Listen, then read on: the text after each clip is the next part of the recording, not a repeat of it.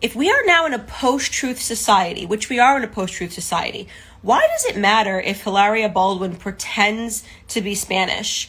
If it doesn't matter when men are pretending to be women and women are pretending to be men. So in my opinion, the trans movement completely obliterates, every right that the left has when it comes to calling people out, for asking them to apologize, for cultural appropriation. You have now allowed men and women to completely appropriate genders, right? You have said that these words have no meaning, that you can self-identify. Why can't, under those absurd, crazy, insane rules that the left has created, why can't Hillary Thomas, I think is her real name, why can't Hillary Hayward Thomas wake up one day and decide to be Hilaria Baldwin?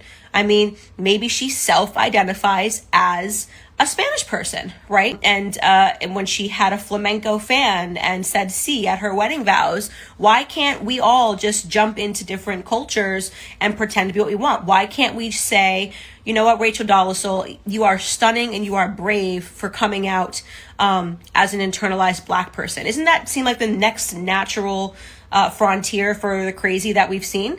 I mean, what is the difference? If we are just a couple of weeks ago applauding the courage that it took for Ellen Page to come out as Elliot Page and to declare herself as a man. And so being a man has no meaning, because you're saying anybody can wake up one day and just make that decision, right? It's just a psychological decision that you have to commit to. And you can just change the way you look, which apparently, as you can see with Hilaria Baldwin, she changed things about herself. She changed her accent. She got into the character of a Spanish person. Why isn't she Spanish now? I'm asking the left. This is a question for the left. You guys have created these crazy rules. I mean, I do not think men can be women. I don't think women can be men. I don't think Hilaria Baldwin can wake up one day and decide that geography is a social construct and pretend that she is from Spain. But you decided that. These are your rules. So why do some people get canceled and other people get called stunning and brave for doing the exact same thing? That same thing is called playing pretend.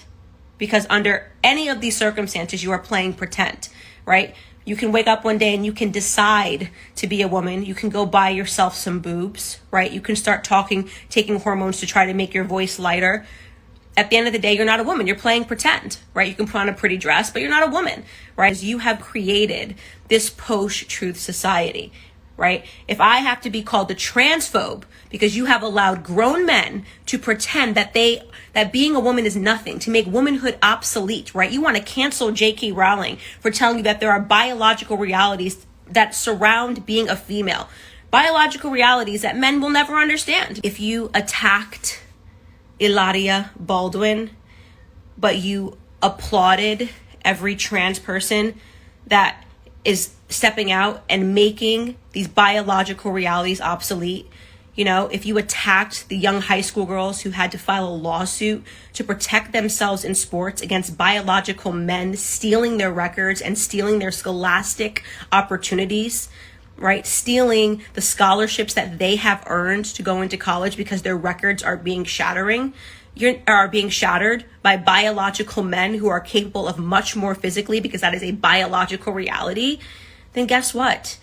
You're not woke. You're a hypocrite. I'm not a hypocrite. I think it's all foolishness.